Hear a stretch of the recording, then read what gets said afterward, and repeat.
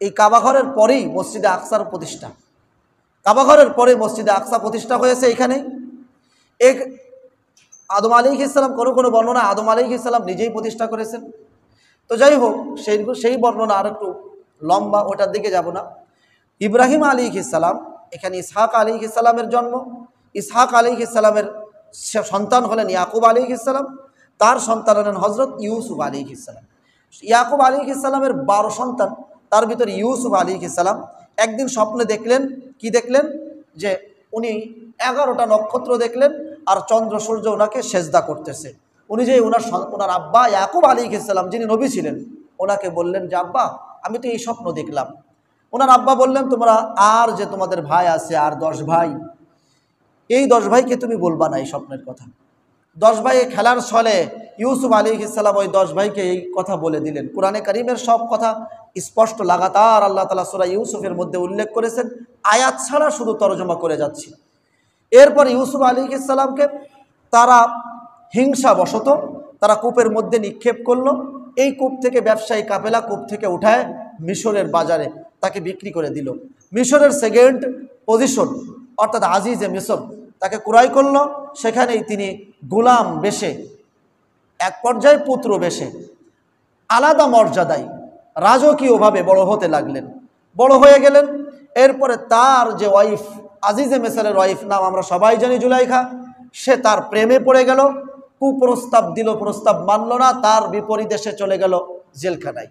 সেই জেলখানায় যাওয়ার পর এদিকে বাদশা স্বপ্ন দেখল যে 11টা জীর্ণ শীর্ণ গাভী, 7টা জীর্ণ শীর্ণ গাভী 7টা মোটা তাজা গাভীকে খেয়ে ফেলতেছে। 7টা শীষ, জীর্ণ শীর্ণ শীষ, 7টা সুজালা সুপালা সবুজ শ্যামলা এরকম শীষকে খেয়ে ফেলতেছে।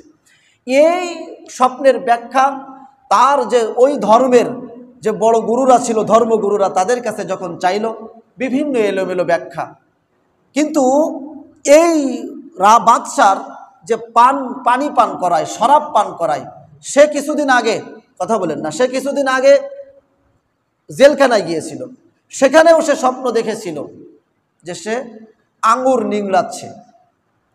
ইউসুফ আলাইহিস সালাম স্বপ্নের ব্যাখ্যা করতে জানতেন, এটা জেলখানার সবাই কম বেশি জানতো, কয়েদিরা। ইউসুফ আলাইহিস সালামের কাছে আসলেন দুই বন্ধু একত্রে এই জেলখানায় আটকানো ছিল। একজন স্বপ্ন দেখলো যে তার মাথার উপরে সে ঝুড়িতে সে রুটি নিয়ে যাচ্ছে আর কাক পক্ষী এসে তার মাথা দিয়ে ঠোকরায় খাচ্ছে। আর একজন স্বপ্ন দেখলো যে আঙ্গুর নিংড়াচ্ছে, সেই পানি আর আঙ্গুর নিংড়ানো স্বপ্ন দেখলো। এরপর ইউসুফ আলাইহিস সালামের কাছে আসলে ইউসুফ আলাইহিস সালাম বললেন যে কিছুদিন পরে তোমরা দুইজনই মুক্ত হয়ে যাবে। একজনকে শুলে চড়ানো হবে, আর পাখিরা এসে ওই শুল অবস্থায়, আগের জামানায় ছিল এরকম শুলে চড়ায় ফাঁসিতে ঝুলায় রেখে দেওয়া হতো, ওর গোশত টুকরায় টুকরায় বিভিন্ন কাকপক্ষীতে খেয়ে যেত। এটা ছিল তার স্বপ্নের ব্যাখ্যা। আর এর স্বপ্নের ব্যাখ্যা হলো যে তুমি মুক্ত হবে আর তুমি রাজ দরবারের সাকি অর্থাৎ পানি পান করানো সেই দায়িত্বে তুমি নিযুক্ত হবে।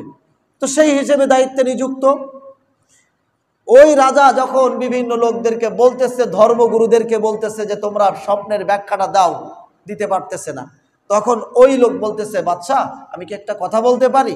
আমি এমন একজন ব্যক্তিকে চিনি, কোরআনের সব আয়াত কোরআনে পাই টু পাই এখানে লেখা আছে।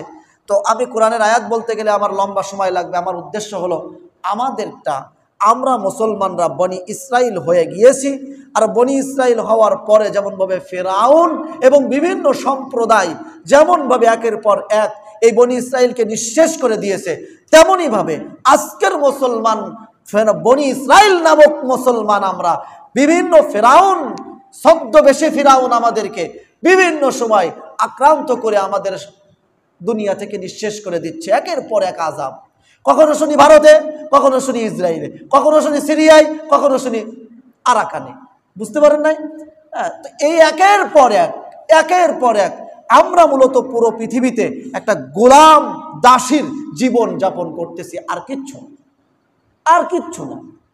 আমাদেরকে বিভিন্ন যেমন একজন মালিক তার গোলামকে বলে যে তোমাকে ভাতেও মারবো, তোমাকে ডাউলেও মারবো, তোমাকে সব কিছু মারে, যখন কথা শোনে না তখন সব কিছু যেমন আটকায় দিয়ে ভয় দেখায়, আমাদেরকেও বিশ্ব ভয় দেখাচ্ছে।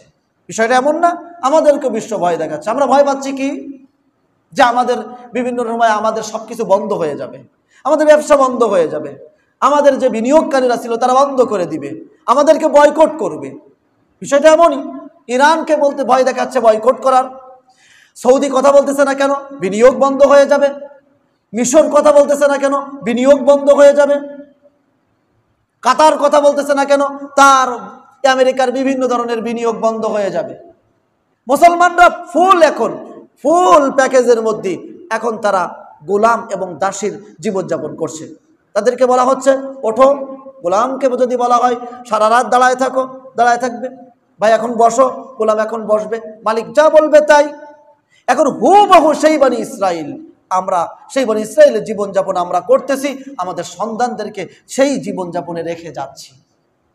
আমাদেরকে কেন উঠতে হবে, কি করতে হবে, আমরা বাঁচবো কিভাবে, আমাদের এখান থেকে উত্তরণের পদ্ধতি কি, সেই বিষয়টা আমি বারবার মানুষের সামনে তুলে ধরি, আমরা তুলে ধরতেছি। আমরা নিজেও চাচ্ছি আমরা নিজেও এখান থেকে বের হয়ে আসি। ভাই আমিও তো এর মধ্যে একজন, আমরাও নিজেরা বের হয়ে আসি, আমরা সকলে বের হয়ে আসি। আমরা যা করেছি যাতে আমাদের আগামী প্রজন্ম তারা যেন এই বন্দি দশা থেকে, এই গোলামের এই জিনজির থেকে তারা যেন মুক্ত হয়ে, মুক্ত আকাশে স্বাধীনভাবে স্বাধীন চেতা হয়ে তারা যেন বুক উঁচু করে বড় হতে পারে, তারা যেন বাঁচতে পারে, সেই জিনিসটার দায়িত্ব আমাদের। তো যাই হোক, সেই বাদশাকে বলল যে আমি এই স্বপ্নের ব্যাখ্যা আপনাকে করে দিতে পারি। সে ইউসুফ আলাইহিস সালামের কাছে গেল এবং স্বপ্নের ব্যাখ্যা নিয়ে গেল। বাদশা এত মনোমুগ্ধ হলো স্বপ্নের ব্যাখ্যা শুনে যে এটাই আসল স্বপ্নের ব্যাখ্যা, এটাই 7টা জীর্ণ শীর্ণ গাভী, 7টা মুতা তাজা গাভীকে খেয়ে ফেলা, এর আসল উদ্দেশ্যই হলো যে 7 বছর ব্যাপক হারে ফসল ফলাদি হবে, আর 7 বছর দুর্ভিক্ষ আসবে যেখানে কোনো ফসল ফলাদি হবে না। ওই দুর্ভিক্ষ তার মানে জীর্ণ শীর্ণ গাভী, ওই 7 বছর মোটা তাজা গাভীকে খেয়ে ফেলা মানেই ওই দুর্ভিক্ষ পূর্বের 7 বছরের সবুজ শ্যামলে যে সব ফসলাদি সেটাকে খেয়ে ফেলা। এরকম বাদশাহ বুঝলেন এত কঠিন একটা, এত চমৎকার একটা আপনার ব্যাখ্যা বাদশার পছন্দ হলো। বাদশাহ এবার বললো যে ঠিক আছে, তাকে নিয়ে আসো। যাই হোক, লম্বা কাহিনী। ইউসুফ আলাইহিস সালামকে রাজ দরবারে ডাকা হলো। ডেকে ইউসুফ আলাইহিস সালামের সাথে যখন বারবার কথা হচ্ছে বাদশার, বললেন এ তো মহাজ্ঞানী একজন ব্যক্তি, এ তো মহাপণ্ডিত একজন ব্যক্তি, আমার রাজ দরবারে উনি থাকা তার মানে আমি অনেক কিছু আমার সলভ হয়ে যাওয়া। তো ওনাকে রাজার সেকেন্ড পজিশন দিয়ে ওনাকে রাখলেন।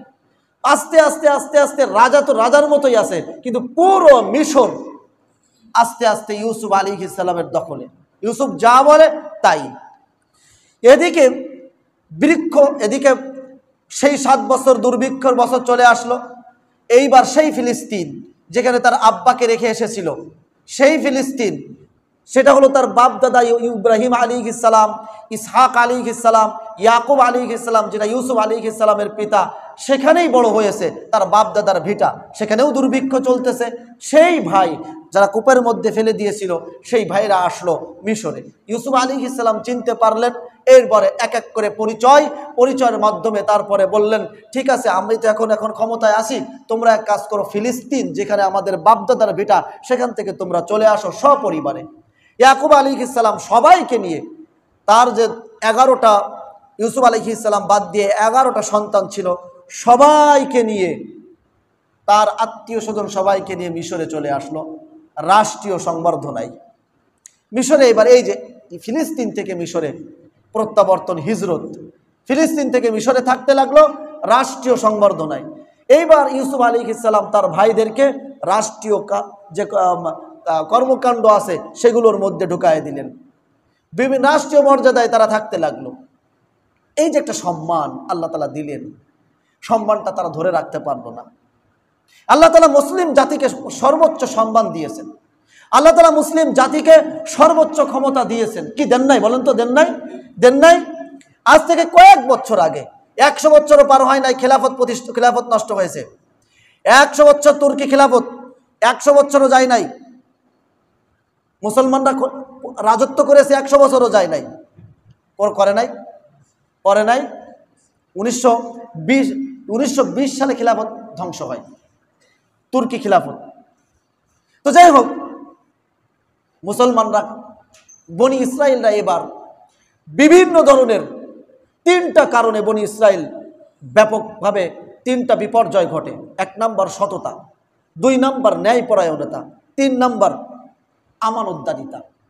এই 3টা বিষয় যখন বনি ইসরায়েল, যেটা মিশরে তারা রাষ্ট্রীয় সংবর্ধনায়, রাষ্ট্রীয় কোষাগারে বিভিন্ন জায়গায় তারা কর্মরত, এই 3টা বিপর্যয়ের কারণে তারা আস্তে আস্তে আস্তে আস্তে সমাজের নিকৃষ্ট শ্রেণীতে পরিণত হলো। সততা নাই, ন্যায়পরায়ণতা নাই, আমানতদারিতা নাই।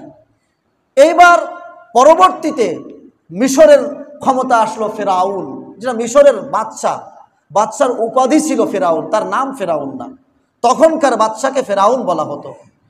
এই ফেরাউন ক্ষমতায় আসার পর সে যাজকের মাধ্যমে, গণকের মাধ্যমে সে জানতে পারলো বনি ইসরায়েলের মধ্যে এমন এক ব্যক্তি তৈরি হবে, জন্ম হবে, সে তার রাজত্বকে ছিনিয়ে নিবে। একটা হলো, সে এই বনি ইসরায়েলরা ইউসুফ আলাইহিসসালাম থেকে নিয়ে এই ফেরাউন পর্যন্ত, অর্থাৎ মূসা আলাইহিসসালাম পর্যন্ত প্রায় 300, 350, কেউ কেউ বলেছেন 400 বছরের ব্যবধান। এই 400 বছর তারা মিশরেই থাকতে লাগলো। প্রথম কিছুদিন তারা খুব রাষ্ট্রীয় সংবর্ধনায় ছিল, তারা বিভিন্ন কাজের মধ্যে ছিল, রাষ্ট্রীয় কাজে। কিন্তু তাদের ভিতরে যখন বিপর্যয় ঘটলো, আমানতদারিতার বিপর্যয়, সততার বিপর্যয়, ন্যায়পরায়ণতার বিপর্যয়, তখন তারা নিচু শ্রেণীতে চলে গেল। এর মাঝ দিয়ে আবার আসলো ফেরাউন। ফেরাউন যখন জানতে পারলো বনি ইসরায়েলের মধ্যে এমন একজন সন্তান জন্ম হবে যে আমার এই রাজত্বকে নিয়ে নিবে, এইবার শুরু হলো স্টিম রুলার, নির্যাতনের। এই কথা আল্লাহ তাআলা বলতেছেন। আর তাদেরকে কি কি নিয়ামত দিয়েছেন বনি ইসরায়েলদেরকে, আমি আগেই বলেছিলাম গত সপ্তাহে। আল্লাহ তাআলা কোরআনে কারিমের মধ্যে দৃষ্টান্ত দিতে গিয়ে, মানুষ ঘটনা বলে কেন? যাতে সেখান থেকে উপদেশ গ্রহণ করি। বিষয়টা এরকম না, একটা ঘটনা আমি কেন বলেছি? যাতে এখান থেকে আমরা কিছু উপদেশ নিতে পারি। পূর্বের ইতিহাস মানুষ কেন বলে? সেখান থেকে যাতে ঘটনা দেখে, সেখান থেকে উপদেশ নিয়ে যাতে আমার জীবনে বাস্তবায়ন করতে পারি, এর জন্যই তো ঘটনা বলা। আপনি দেখা গেলো ব্যবসা করতে বসেছেন, তো আপনার আব্বা আপনাকে বলল এক ব্যবসায়ীর গল্প, যে ব্যবসায়ী তার সততা ছিল না, আমানতদারিতা ছিল না এবং তার ন্যায়পরায়ণতা ছিল না। সেই গল্প আপনার আব্বা আপনাকে শোনাচ্ছে, একজন ব্যবসায়ীর গল্প। এর দ্বারা আপনাকে কি শেখাচ্ছে? সেই ব্যবসায়ী যেমনভাবে ধ্বংস হয়ে গেছে, আপনার আব্বা আপনাকে শেখাচ্ছে যে তুমিও এই 3টা জিনিস যদি তোমার ভিতরে না থাকে, তোমার ব্যবসাও একদিন ধ্বংস হয়ে যাবে। পূর্ববর্তী বিষয় থেকে এই বড় উপদেশ নেওয়ার জন্য এই পূর্ববর্তী ঘটনাগুলো আল্লাহ তাআলা উল্লেখ করেছেন। তবে উল্লেখ করতে গিয়ে, এই কোরআন তো আমাদের জন্য, সর্বপ্রথম কোরআনের মুখাতাব, কোরআনের মান্যওয়ালা, কোরআন কাদের জন্য নাজিল হয়েছে? সর্বপ্রথম তো আমরা মুসলিম। কথা বোঝেন নাই? তো আমাদেরকে আল্লাহ তাআলা গাইড করতেছেন। এই গাইড দিতে গিয়ে আল্লাহ তাআলা আমাদের সবচেয়ে বেশি যাদের ঘটনা বর্ণনা করলেন তারা হলো বনি ইসরাইল। এতবার, এতগুলো ঘটনা, একটা সূরার নামে দিলেন বনি ইসরাইল। এতবার বলার কি দরকার? সূরা বাকারার আকে বাকে পুরা সূরা বাকারার অধিকাংশ আয়াতগুলো বনি ইসরাইলের। আল্লাহ তাআলাকে যদি আপনি প্রশ্ন করেন, আল্লাহ ঘটনা তো অনেক নবীর কথা বলেছেন, বনি ইসরাইলের ঘটনা এতবার কেন? তো এটার ভিতরে কি আমাদের শিক্ষা নাই? ওই শিক্ষাই নবীজি সাল্লাল্লাহু আলাইহি সাল্লাম বলেছেন যে তোমরা সবচেয়ে বেশি অনুসরণ করবা বনি ইসরাইলকে।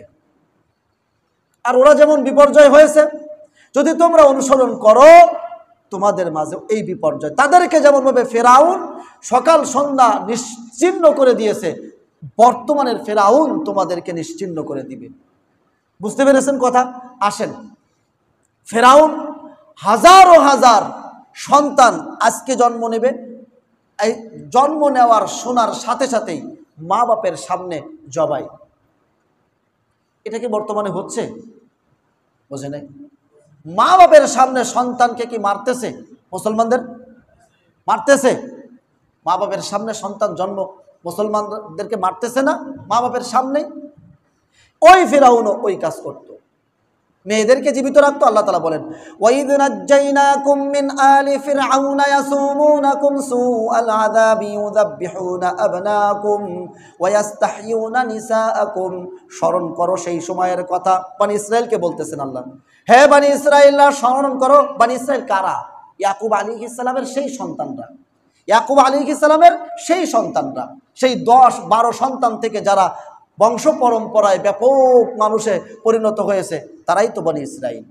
তাদেরকে বলতেছে স্মরণ করো যখন তোমাদেরকে ফিরাউন থেকে আমি তোমাদেরকে রক্ষা করেছিলাম। ইয়াসুমুনাকুম সুআল আযাব, যে কঠিন থেকে কঠিন শাস্তি তোমাদেরকে দিত। ইউযাববিহুনা আবনাকুম, তোমাদের সামনে তোমাদের সন্তানকে, পুরুষ ছেলেদেরকে জবাই করে দিত। ওয়া ইস্তাহইয়ুনা নিসাআকুম, আর তোমাদের মেয়েদেরকে বাঁচিয়ে রাখত। এইভাবে একের পর এক স্টেপ রুলার চলতেছে। একের পর এক সন্তান, হাজারো হাজার সন্তান হত্যা হচ্ছে। অবশেষে আল্লাহ তাআলা তাদের মুক্তির ব্যবস্থাতে আল্লাহ তাআলা হযরত মূসা আলাইহিস সালামকে পাঠালেন। তারও ঘটনা লম্বা, কসাসে সূরা কসাসের মধ্যে স্পষ্ট। মূসা আলাইহিস সালামের জন্মের পরে তাদেরকে, তার মাকে বললেন যে বাক্সের ভিতরে, যেহেতু একটু পরেই যদি ফিরাউনের লস্করেরা জানতে পারে একেও হত্যা করে ফেলবে, বাক্সের ভিতরে তুমি বাচ্চাকে রেখে নীল নদের ভিতরে ছেড়ে দাও। তো নীল নদের ভিতরে ছেড়ে দিল। ফিরাউনের বিবি এটাকে নিয়ে নীল নদের ভিতর থেকে উঠায় নিজের ঘরে। আল্লাহ পারেন না? আল্লাহকে আসেন না? এখনো আসেন না? তো আমরা এত দোয়া করতেছি, আমরা এত কান্নাকাটি করতেছি, কিন্তু আমাদের বিপর্যয় তো একের পর এক, দেশের পর দেশ বিপর্যয় চলতেছে না? একের পর এক। আজকে ভারতে যে অবস্থা, এটা কিন্তু আমাদেরও সমস্যা, কারণ ভারত আমাদের পাশে, বুঝতে হবে। একবার আরাকানের সমস্যা হলো, সেটা আমরা গুরুত্ব দিলাম না, আমাদেরও সমস্যা। সেই আরাকানের মুসলমান এখন আমাদের বিষ পোড়া হয়ে দাঁড়ায় আছে, বিষ পোড়া হয়ে দাঁড়ায় আছে। তারা তো জমি জমা দখল করে নেছে, বৌদ্ধরা। ভারত চায় একটা হিন্দু রাষ্ট্র কায়েম করতে। তো হিন্দু রাষ্ট্র কায়েম করতে সেখানেই তো আছে প্রায় 30 লক্ষের উপরে মুসলমান, আফওয়ান 30 কোটির উপরে, 30 কোটির উপরে মুসলমান। হিন্দু রাষ্ট্র কায়েম হবে কিভাবে? লক্ষ লক্ষ একর জমি হিন্দুদের, হিন্দু রাষ্ট্র কায়েম হবে, মুসলমানদের হিন্দু রাষ্ট্র কায়েম হবে কিভাবে? এইভাবে আস্তে আস্তে একের পর এক বিভিন্ন সূত্র দিয়ে, দাঙ্গা বাঁধিয়ে বিভিন্ন রকমের। এই যে একটা সময় 60-এর দশকে ভারত থেকে মুসলমানরা এই দেশে আসে নাই কেন? দাঙ্গার কারণে, নিজের জীবন বাঁচানোর জন্য আসছে নাই? আসছে। আবারও সেই ঢল কিন্তু নামবে। এটা আমার জন্য বিপর্যয়, আপনার জন্য বিপর্যয়। সতর্ক থাকতে হবে। যে অত্যাচার চলতেছে ভারতে, এটা কি চোখে দেখা যায়? পাশের রাষ্ট্র দেখা যায়? এই জন্য তরুণ আর যুবকরা, তোমরা প্রস্তুত হও, আমরাও প্রস্তুত। তোমরা ইমানের বলে বলিয়ান হও। তোমরা বারবার বলো কি যে হুজুর ফিলিস্তিন তো বহুদূর, সেখানে যাব কিভাবে? যুদ্ধের জন্য প্রস্তুত নাও, তোমার শরীরকে ফিট রাখো। তোমার যুদ্ধ আসতেছে সামনে, তোমার পাশের রাষ্ট্রের সাথে যুদ্ধ করতে হবে। এ কথা আজকে আমার কথা না, এটা রাসূলের কথা, গজওয়াই হিন্দের কথা, রাসূলের কথা। এটা আমি খালি মুখাতাব, আমি খালি দুধ হিসেবে জানিয়ে দিয়ে যাচ্ছি, আর কিছু না, আমার কোনো কথা না। কি আপনারা সবার ভিতরে একটা আকাঙ্ক্ষা তৈরি হয়েছিল না, যে আমার কাছে অনেকেই বলছে হুজুর যদি ফিলিস্তিনে যাওয়া যেত। এই দেখা যায় না তো হুজুর। এখন তো তোমার যাওয়ার সুযোগ আছে, তৈরি হও, সেই ক্ষেত্র তৈরি হচ্ছে ইনশাআল্লাহ। তো যাই হোক, যখন এবার মূসা আলাইহিস সালাম বড় হলেন, মূসা আলাইহিস সালাম বড় হয়ে এরপরে একটা সময় আসলো, মূসা আলাইহিস সালাম এখান থেকে বনি ইসরাইল সবাইকে মুক্ত করে নিয়ে, আল্লাহ তাআলা এখানে বলতেছেন মুক্ত করে নিয়ে, এই যে মুক্তি দেওয়া, এত ব্যাপক আযাব থেকে মুক্তি দেওয়া, এটা বড় একটা নিয়ামত না? বড় একটা নিয়ামত, যে এখন আর তাদের উপরে কোনো আযাব আসবে না। এইবার এই মিশর থেকে চলে যাচ্ছে কোথায়? সেই বাপদাদা। ওরা কিন্তু পালিয়ে যাচ্ছে না। অনেকেই বলে যে মিশর থেকে পালিয়ে গেছে বনি ইসরাইলরা, না, তাদের বাপদাদার ভিটা ছিল জেরুজালেম। মুসা আলাইহিস সালাম এর বাপদাদার ভিটা ছিল কোথায়? জেরুজালেম, এই ফিলিস্তিন। এই জন্য দেখেন ইয়াকুব আলাইহিস সালাম যখন ইন্তেকাল করেছেন, তখন ইউসুফ আলাইহিস সালামের তার ওসিয়াত অনুযায়ী ইয়াকুব আলাইহিস সালামকে দাফন করা হয়েছে এই জেরুজালেম, বাইতুল মুকাদ্দাসের কাছে। বুঝতে পেরেছেন? এক বর্ণনা মতে, হাদিস নাই কোরআন না, এক বর্ণনা মতে, ইসরায়েলি এক রেওয়ায়াত মতে, যখন মুসা আলাইহিস সালাম বানি ইসরায়েলদেরকে নিয়ে মিশর ত্যাগ করতেছে, তখন ইউসুফ আলাইহিস সালাম যে 300 থেকে 350 বছর আগে মারা গেছে, সেই ইউসুফ আলাইহিস সালামের মমি ইউসুফ আলাইহিস সালামের মিশরে কিন্তু দাফন হয় নাই। সেই মমি এরা এই লোহিত সাগর পার হওয়ার সময় সেই মমি করা ছিল, সেই মমি লাশ নিয়ে এই জেরুজালেমে এসে তারা দাফন করে ইউসুফ আলাইহিস সালামকে, তার বাপ দাদার ভিটায়। তো মুসা আলাইহিস সালাম এই ফিরাউনের কবল থেকে বনি ইসরায়েলদেরকে আল্লাহ তাআলা মুক্তি দিলেন। আল্লাহ তাআলা মুক্তি দিলেন ঈমান আনার কারণে, সততার কিছু আনার কারণে, ন্যায়পরায়ণতার কিছু বীজ তাদের ভিতরে বপন করার কারণে, যেটা মুসা আলাইহিস সালাম করেছিলেন। তারা মুসা আলাইহিস সালামের উপর ঈমান আনলেন, মুসা আলাইহিস সালামের আল্লাহর উপর ঈমান আনলেন। এর কারণে আল্লাহ তাআলা তাদেরকে আবার মুক্তি দিলেন। তারা নবীর সন্তান, ব্যাপক আযাবের মধ্যে তারা ছিল। সকাল সন্ধ্যা তাদের পিতার সামনে সন্তান হত্যা হতো, তাদের কোনো মর্যাদা ছিল না, কিচ্ছু ছিল না তাদের। এই থেকে এবার মুক্তি দিলেন লোহিত সাগর পার করে এবার আসার সময়। কেমন খারাপের খারাপ, লোহিত সাগরের কাছে যখন আসলেন, আল্লাহ তাআলা জানতেন যে ইয়াকুব আলাইহিস সালামের 12 সন্তান, একটার ভিতরে আর একটা সমস্যা। কথাকে বুঝতে পেরেছেন? এখানে একটা গোপন একটা জিনিস দেখেন, ওরা সবাই বনি ইসরাইল, কিন্তু এক গোত্র আর এক গোত্রকে দেখতে পারে না। আমরা সবাই মুসলমান, কিন্তু এক ভাই, এক মুসলিম ভাই, এক প্রতিবেশী আর এক প্রতিবেশীকে, এক এলাকার মানুষ আর এক এলাকার মানুষকে, এক দেশের মুসলমানকে আর এক দেশের মুসলমানকে দেখতে পারি না। বিষয়টা কি মিল আছে না? তারা একই মানুষ, একই গোত্রের, একই বংশের, কিন্তু এই 12টা সন্তানের 12 গোত্রের লোক, একজন যেখানে থাকবে আর একজন সেখানে থাকবে না, একজন যেখানে খাবে আর একজন সেখানে খাবে না। আল্লাহ তাআলা জানতেন। 12টা রাস্তা আল্লাহ তাআলা করে দিলেন, যেটা সবাই আমরা জানি। এই লোহিত সাগরের উপর দিয়ে 12টা রাস্তা ফেরাউনকে ডুবায়ে মারছে। এটা মারার পর ওরা পার হয়ে ওই পাশে চলে গেল। এবার দেখেন মিশর, মাঝখানে লোহিত সাগর, এরপরে একটা বড় এলাকা সিনাই পর্বত, সিনাই মরুভূমি বলে। এই বিশাল মরুভূমি, এই লোহিত সাগর পার হওয়ার পরেই মরুভূমি শুরু, এরপরেই ফিলিস্তিন, এরপরেই ফিলিস্তিন। এই মরুভূমিটা এমন বড় একটা মরুভূমি, মিশরও পেয়েছে, জর্ডানও পেয়েছে, লেবাননও পেয়েছে, ফিলিস্তিনও মরুভূমি আছে। ইসরায়েলের কথা বলবো না, যেহেতু আমি দেশ হিসেবে তাকে মানি না, বোঝেন নাই? ওই ইহুদি নামক ওরাও পেয়েছে। কথাকে বুঝতে পেরেছেন? এই মরুভূমির মধ্যে যখন বনি ইসরায়েল আসলো, তখন এবার আল্লাহ তাআলা কি করলেন দেখেন। আল্লাহ তাআলা আসার সাথে সাথে এবার পানি লাগবে। আল্লাহ রাব্বুল আলামিন মরুভূমির মধ্যে এবার বনি ইসরায়েলের জন্য পানির প্রয়োজন, মরুভূমির মধ্যে কোনো পানি নাই।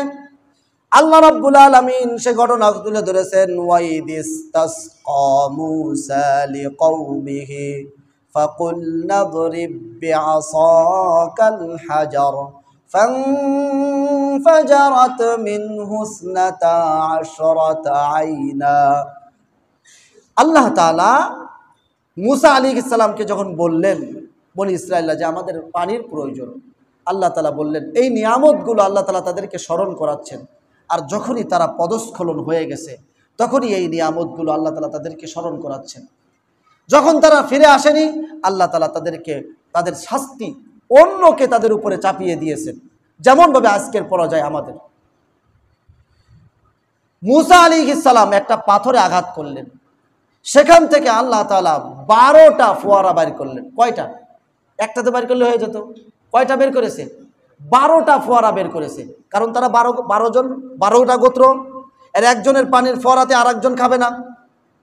তাহলে এই যে বিভক্তি, এই বিভক্তিই হলো এই বিপর্যয়ের কারণ। মুসলমানদের মধ্যে বিভক্তিই হলো এই বিপর্যয়ের কারণ। আর তাদের সবথেকে বড় ষড়যন্ত্র হলো মুসলমানরা যাতে একত্রিত না হয়, ভাইয়ে ভাইয়ে যাতে মিলতে না পারে, যা কিছু করা লাগে লাগুক, যতগুলো দলে বিভক্ত করা যায় করে ফেলবে। ধর্মের নামে বিভক্তি, এর নামে বিভক্তি, তার নামে বিভক্তি, মাসালা নিয়ে বিভক্তি, এ নিয়ে বিভক্তি, যত বিভক্তি করা যায় করে ফেলবে। এটা হলো তাদের একটা বড় অস্ত্র।